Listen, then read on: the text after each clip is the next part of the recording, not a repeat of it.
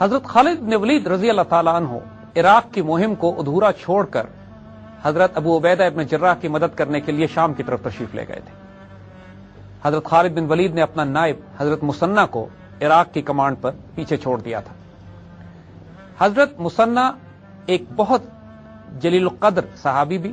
اور ایک مجاہد بھی، جنہوں نے حضرت خالد بن ولید رضی اللہ تعالیٰ عنہ کے تشریف لے جانے کے بعد عراق کے محاذ کو پوری طرح سنبھال کے رکھا،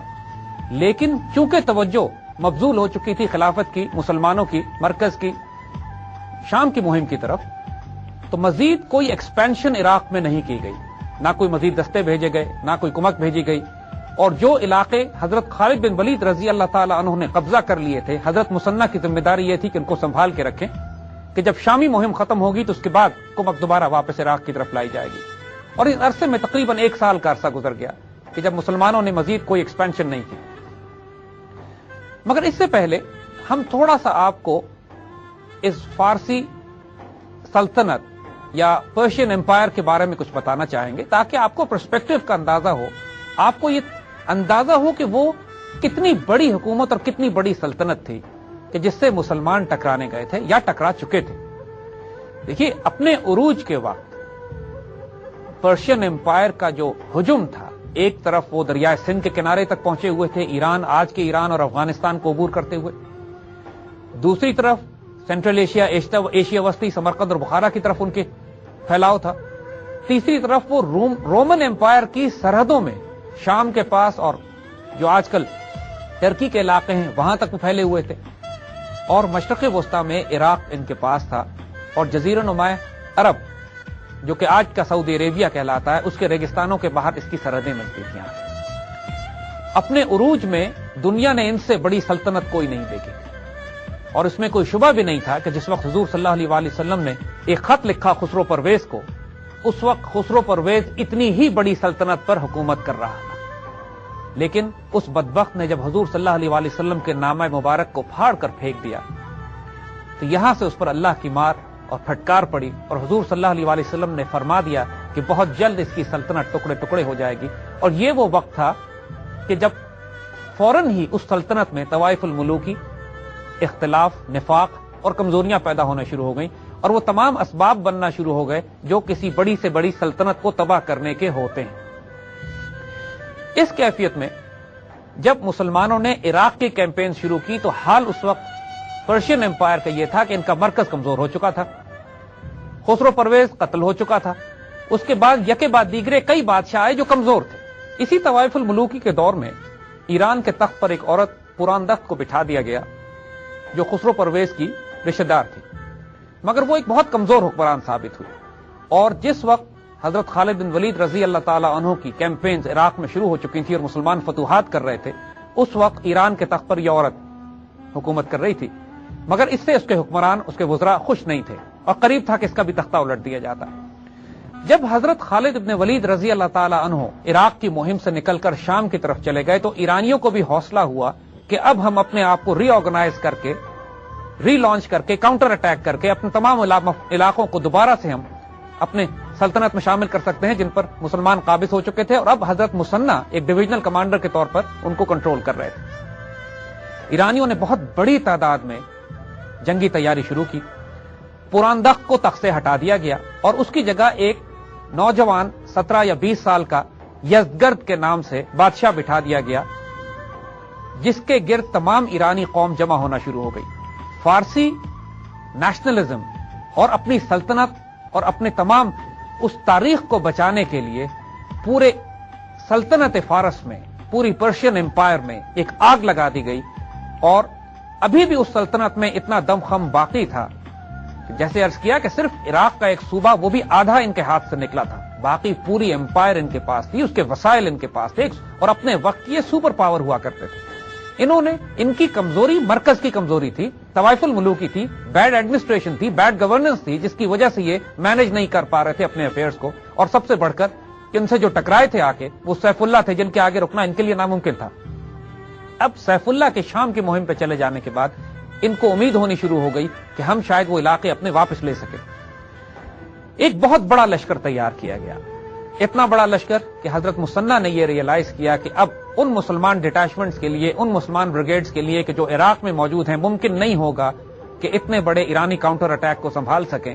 تو آپ واپس حضرت ابوبکر صدیق کی طرف مدینہ پہنچے اور آپ سے مدد کی درخواست کی۔ حضرت ابوبکر صدیق رضی اللہ تعالی عنہ اس وقت بستر مرگ پہ تھے، آپ کے انتقال میں چند دن باقی رہ گئے تھے، پھر بھی آپ نے حضرت مثنیٰ سے ملاقات کی اور حضرت عمر رضی اللہ تعالیٰ عنہ کو بلا کر ہدایت کی کہ اگر میں صبح انتقال کر جاؤں تو شام تک مثنیٰ کی امداد کے لیے کمک بھیجو، اور اگر میں رات کو انتقال کروں تو صبح سے پہلے تمہارے لشکر نکل جانے چاہیے مثنیٰ کی مدد کے لیے، اور ہر حال میں ہم نے عراق کی حفاظت کرنی ہے۔ اس کے بعد حضرت ابوبکر صدیق رضی اللہ تعالیٰ عنہ کا انتقال ہو گیا اور حضرت عمر نے سب سے پہلے وار کونسل کی میٹنگ طلب کی، اور مقصد اس کا یہ تھا کہ عراقی کیمپین کے لیے مجاہدین کے لشکر تیار کیے جائیں۔ اعلان جہاد کرایا گیا، پوری دولت اسلامیہ سے مجاہدین پہنچنا شروع ہوئے، اور حضرت ابو عبیدہ الثقفی، یہ یمن کے ایک مجاہد تھے، ان کو کمانڈ دے کر عراقی کیمپین کی طرف بھیجا گیا۔ ان کے ساتھ لشکر کی تعداد کم تھی اور زیادہ تر نوجوان، زیادہ تر مجاہدین وہ شامل تھے کہ جن کو جنگ کا کوئی بہت زیادہ تجربہ نہیں تھا، لیکن عراق میں ان کے ساتھ حضرت مثنیٰ شامل ہوئے اور اوور آل کمانڈ جو تھی وہ حضرت ابو عبیدہ الثقفی کے حوالے کی گئی۔ حضرت عمر رضی اللہ تعالی عنہ نے ابو عبیدہ الثقفی کو ہدایت کی تھی کہ حضرت مثنیٰ اور حضرت سلیط کی مرضی کے بغیر کوئی فیصلہ نہ کیا جائے، کیونکہ وہ چونکہ پہلے ہی ان علاقوں میں موجود تھے اور ایرانیوں کی جنگی کیمپینز کو سمجھتے تھے، لہذا ان کا مشورہ لینا بہت زیادہ ضروری تھا۔ لیکن حضرت ابو عبیدہ نوجوان بھی تھے، ناتجربہ کار بھی تھے، ان کے جذبہ ایمانی اور جذبہ جہاد میں کوئی کمی نہیں تھی۔ جب وہ ایرانی لشکر کے سامنے پہنچتے ہیں تو بیچ میں ایک دریا ہوتا ہے اور پشت پر ریگستان تھا۔ جنگی حکمت عملی بہتر یہ ہوتی، جیسے کہ حضرت مثنیٰ نے، حضرت سلیط نے ان کو مشورہ دیا تھا کہ آپ اس طرف رک جائیے اور ایرانی لشکر کو دعوت دیجئے کہ وہ دریا عبور کر کے آپ کی طرف آئے، کہ اگر پیچھے ہٹنا پڑے تو اس کے لیے پشت پر ریگستان موجود ہوتا ہے۔ مسلمان لشکر کی تعداد صرف 9000 تھی، اس کے مقابلے میں کوئی 50,000 کے قریب ایرانی، اور ایرانی فوج وہ کہ جو اپنے پورے لاؤ لشکر کے ساتھ، اپنے جنگی ہاتھیوں کے ساتھ، جو زمانے میں آرمر بریگیڈز ہوتے تھے، اپنے آرچرز کے ساتھ یعنی اپنے تیر انداز دستوں کے ساتھ، اپنی کیولری کے ساتھ، اور مسلمانوں کے پاس جیسے عرض کیا کہ صرف لائٹ کیولری تھی، جس میں نہ کوئی ہمارے پاس بھاری ہتھیار تھے، نہ منجنیقیں تھیں، نہ کوئی آرمر بریگیڈ تھا، ہلکی لائٹ کیولری، تلوار، تیر، نیزے، اور وہ بھی مسلمان ایک ایسی جگہ پہ جنگ لڑ رہے تھے جہاں ان کے پاس مزید کوئی کمک پہنچنے کی امید نہیں تھی۔ حضرت ابو عبیدہ الثقفی، انہوں نے جوش میں یہ فیصلہ کیا کہ ہم دریا پار کر کر ایرانیوں کے پاس پرلی طرف جا کر مقابلہ کریں گے۔ ایرانیوں نے اپنے لشکر کی صف بندی اس طرح کی ہوئی تھی کہ جو کشتیوں کا پل لگایا گیا تھا، اس پل سے جب مسلمان فوج پار کر کر دریا کے پرلی طرف پہنچی ہے تو اس کے 3 اطراف میں ایرانیوں نے اپنی فوج لگا لی تھی، اور چوتھی طرف دریا تھا، اور دریا سے پیچھے ہٹنے کا راستہ صرف وہ ایک پل تھا جو کشتیوں کو باندھ کر بنایا گیا تھا۔ مسلمانوں نے ابھی اپنے آپ کو سفارا ہی نہیں کیا تھا، اور مینوور کرنے کی جگہ بھی مسلمانوں کے پاس نہیں تھی۔ وہاں جا کر مسلمانوں کو احساس ہوا کہ وہ ایک ٹریپ میں آ گئے ہیں، جگہ بہت محدود ہے، پیچھے ہٹنے کا اب راستہ نہ تو تھا، نہ کوئی پیچھے ہٹنا چاہتا تھا۔ اب پوری قوت کے ساتھ ایرانیوں نے 3 اطراف سے اپنے ہاتھیوں کو سامنے رکھتے ہوئے حملہ کیا۔ اب مسلمانوں کے گھوڑے ان ہاتھیوں کو دیکھنے کے عادی نہیں تھے اور اس سے ذرا خوفزدہ ہوئے۔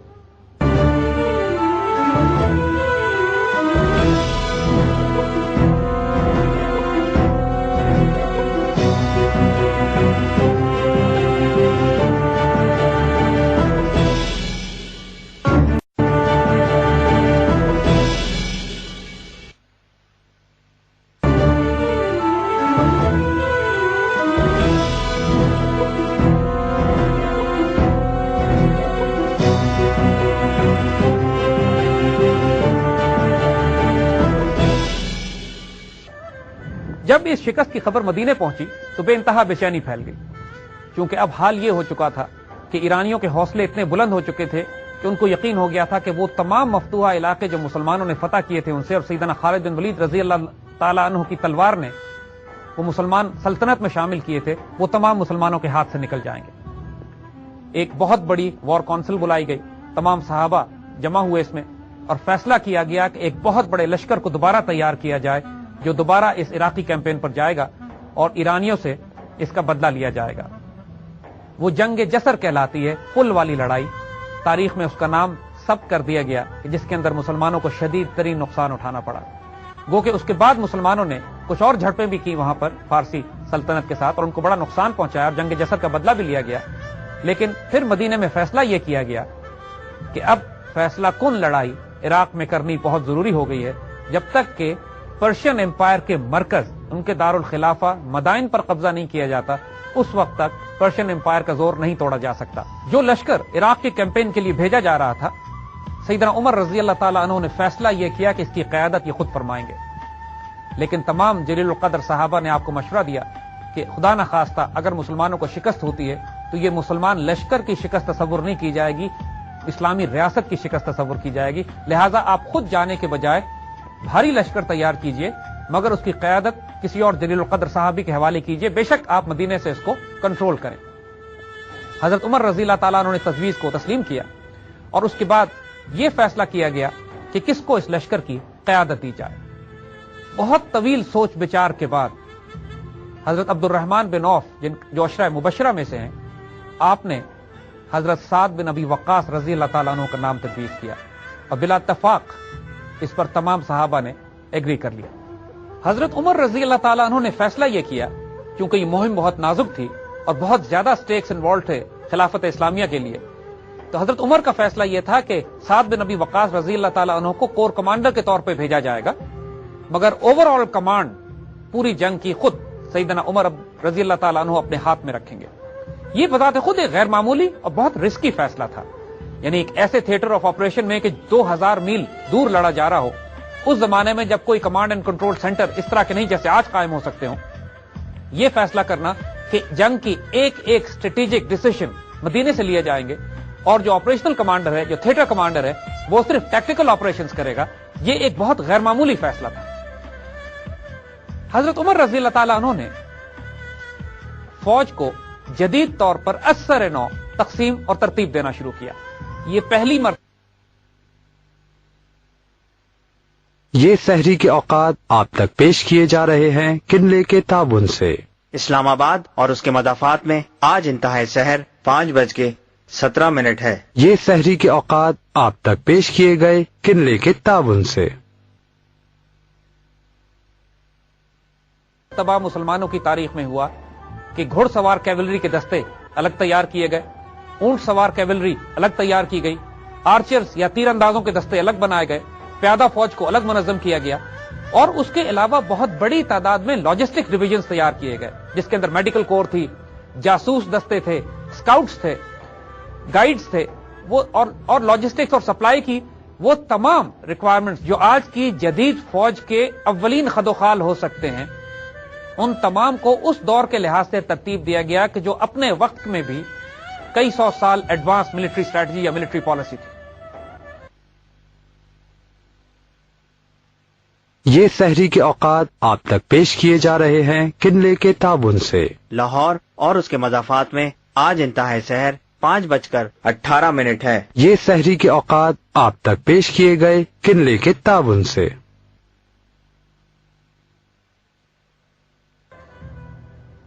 حضرت عمر رضی اللہ تعالیٰ عنہ نے ملت اسلامیہ میں جہاد کا اعلان کرایا،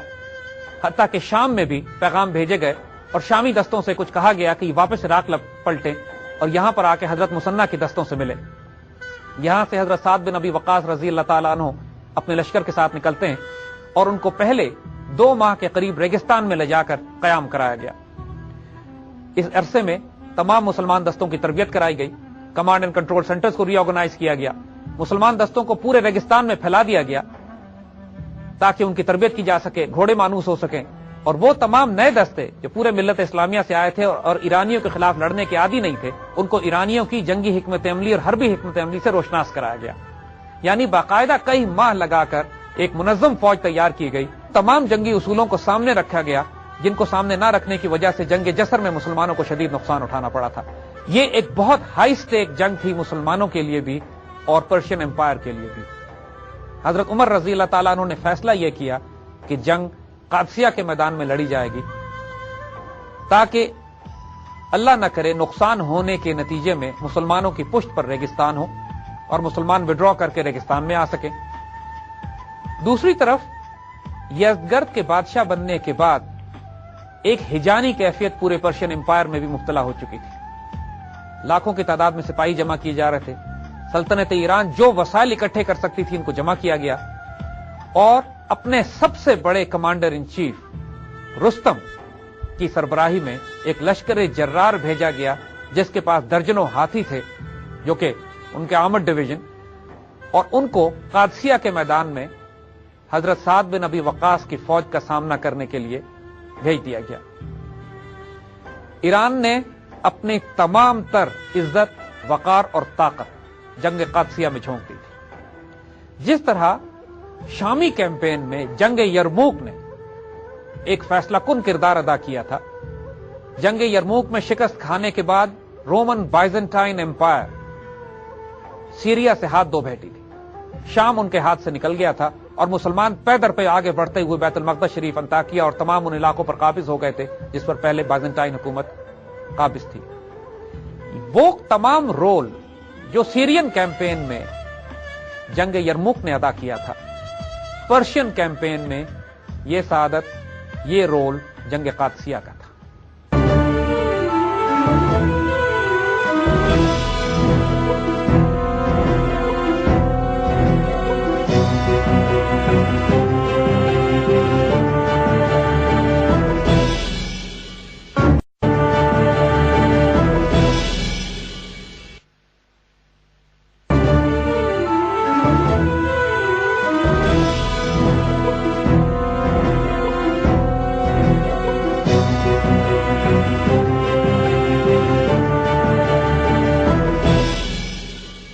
جنگ قادسیہ کی مسلمانوں کے لیے جو اہمیت تھی اس کا اندازہ اس بات سے لگائیے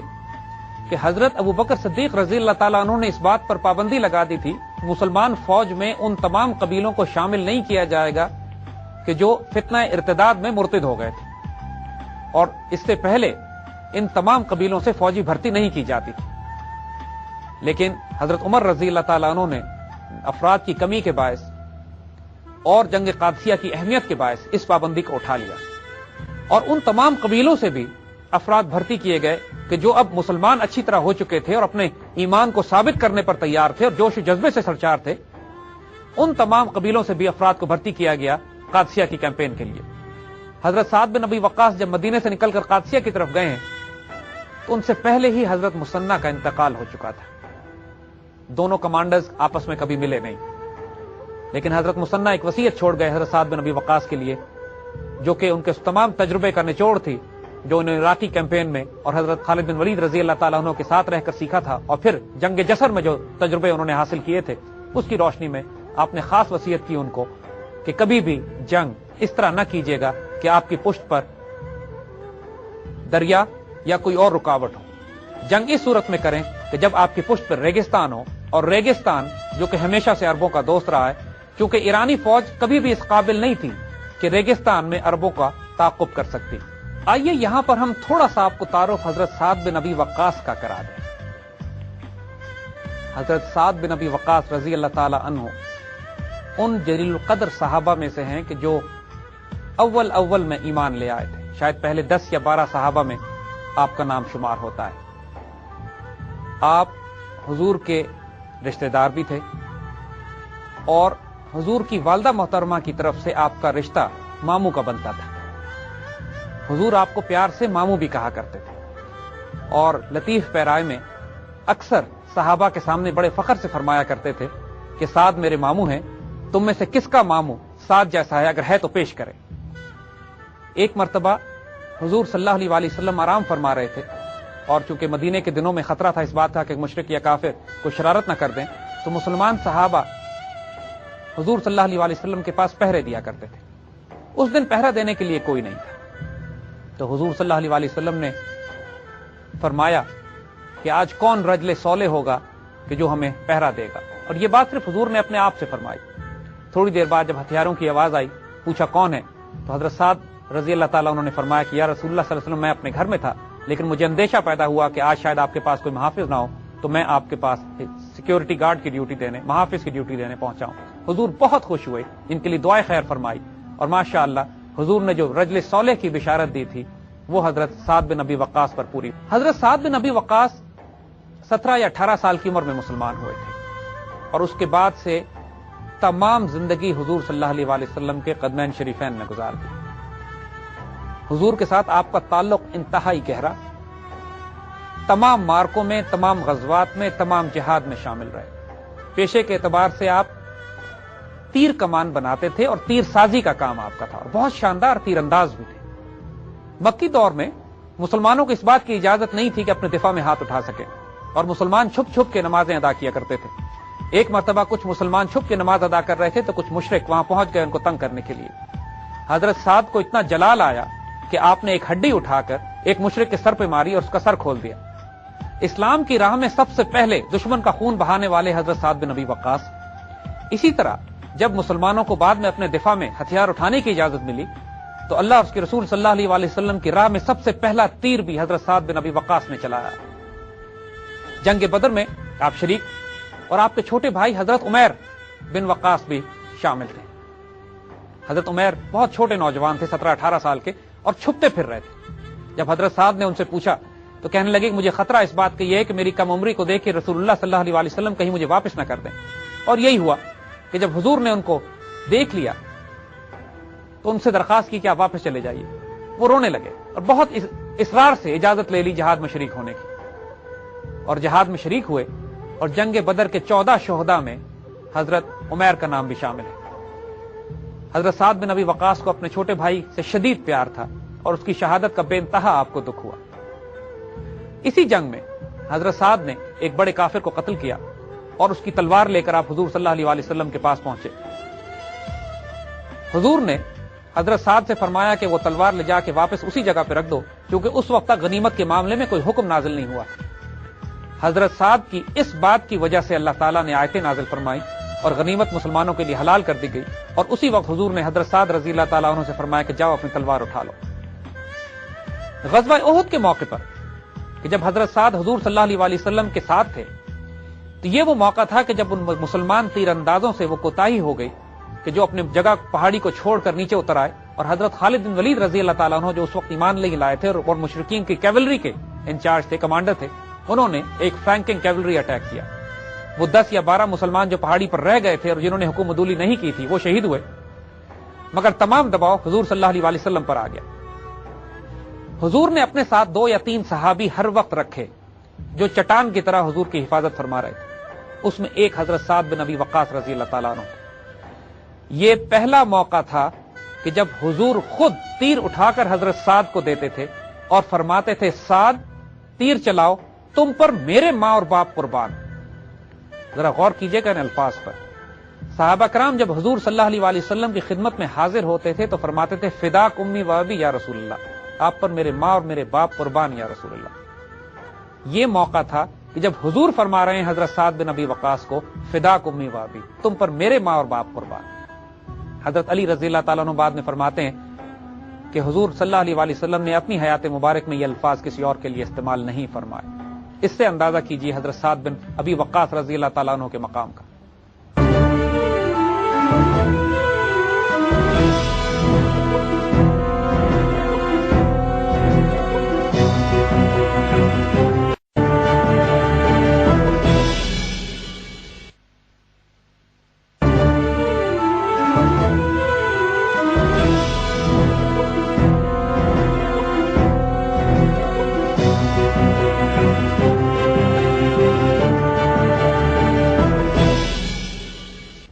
اسی طرح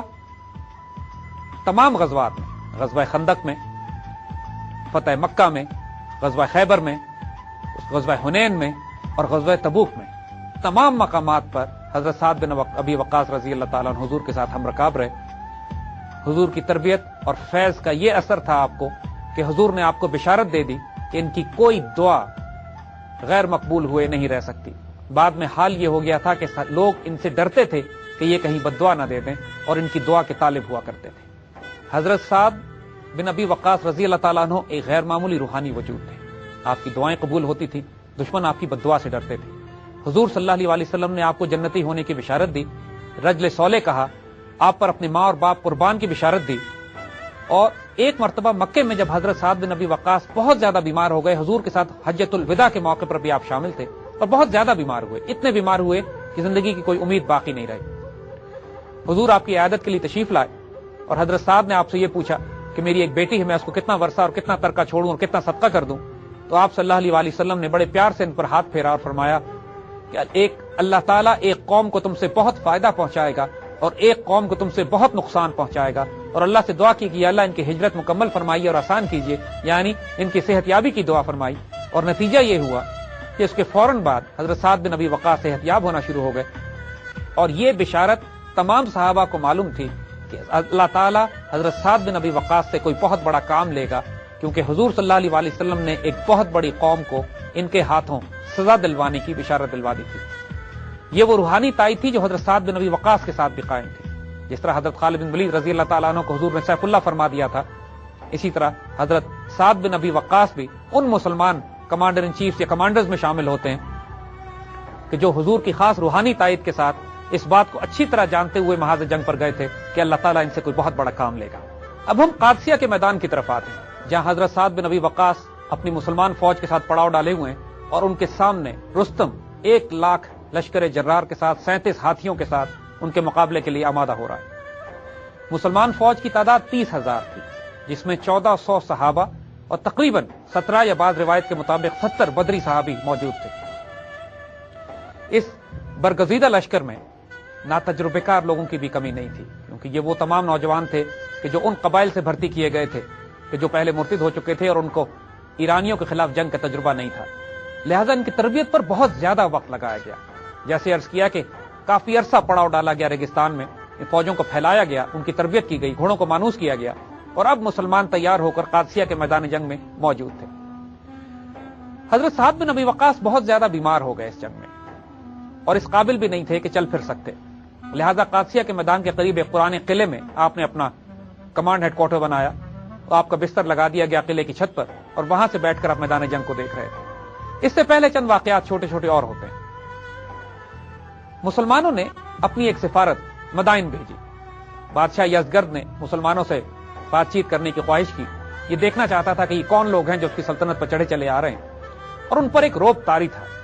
حضرت خالد بن ولید کی کیمپینز کے بعد اور جو مار یہ کھا چکے تھے مسلمانوں کے ہاتھ سے، یہ کوشش یہی کر رہے تھے کہ کسی طرح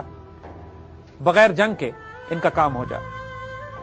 حضرت نعمان بن مقرن کی سربراہی میں جب تقریباً 14 مسلمان کمانڈر یزدگرد سے ملنے کے لیے اس کے دربار میں پہنچے ہیں تو ایرانی حیران رہ گئے۔ نہ ان کے جسموں پر وہ شان و شوکت تھی، نہ ان کے تلوار اور گھوڑے اور تیر اور نیزے اور ہتھیار اس شان کے تھے جس شان کے پرشین امپائر کے پاس تھے، اس کے باوجود جو جلال ان کے چہروں پہ تھا وہ دیکھا نہیں جاتا تھا۔ بات چیت شروع ہوتی ہے۔ پہلے یزدگرد نے ان کو یہی تانے دیے کہ تم عرب بھوکے ننگے لوگ تھے، ہم جب چاہتے تھے تم لوگ کو پرے ہٹا دیا کرتے تھے، تم زیادہ شور کرتے تھے تو ہم روپے پیسے دے کے چپ کرا دیتے تھے۔ اس پر بڑی زبردست تقریر کی گئی ان کے دربار میں مسلمان کمانڈروں کی طرف سے، اور یہ بات اس کو واضح کی گئی کہ ہاں یہ ساری باتیں اس وقت تک تھیں جب تک اللہ کے رسول ایمان لے کر نہیں آئے تھے، اور جب ہم اس سے پہلے اپنی بیٹیوں کو بھی زندہ دبایا کرتے تھے، آپس میں بھی خانہ جنگیوں میں مصروف تھے، مشرک بھی تھے اور اللہ کو بھی نہیں پہچانتے تھے، لیکن اللہ کے رسول نے آ کر ہم کو توحید سکھائی، ہم کو رسالت اور اخلاق اور آداب سکھائے، انسانیت سکھائی، اور اسی لیے آج ہم تمہارے پاس یہ پیغام لے کر آئے ہیں کہ جو ظلم و ستم تم اپنی قوم پر کرتے رہے اس کو بند کرو، یا تو اسلام قبول کرو یا ہماری اطاعت قبول کرو، یا ہمارے اور تمہارے درمیان تلوار فیصلہ کرے گی۔ یہ اس قسم کی گفتگو تھی جس کے لیے یزدگرد تیار نہیں تھا۔ ظاہر ہے وہ جلال میں آ گیا، وہ غصے میں آ گیا، اور اس نے حکم یہ دیا کہ ان سارے مجاہدین کے سروں پر مٹی کے ٹوکرے رکھوا دیے جائیں اور یہ اپنی مٹی لے کر واپس اپنے خیمے میں واپس آئیں۔ جب یہ مٹی لے کر مسلمان مرکز میں یہ واپس پہنچے ہیں، یہ تمام مٹی لا کے سیدنا سعد بن ابی وقاص کے سامنے رکھی گئی، ان کو مبارکباد دی گئی کہ شہنشاہ فارس نے اپنے ہاتھ سے اپنی سرزمین کی مٹی مسلمانوں کے حوالے کر دی گئی ہے۔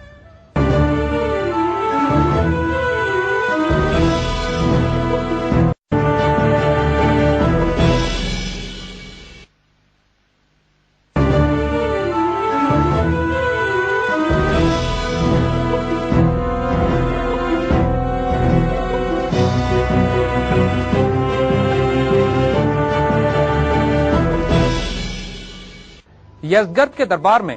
سفارتکاری کے فیل ہونے کے بعد بات اب میدان جنگ تک پہنچ چکی تھی، لیکن میدان جنگ کا کمانڈر رستم، جس کے پاس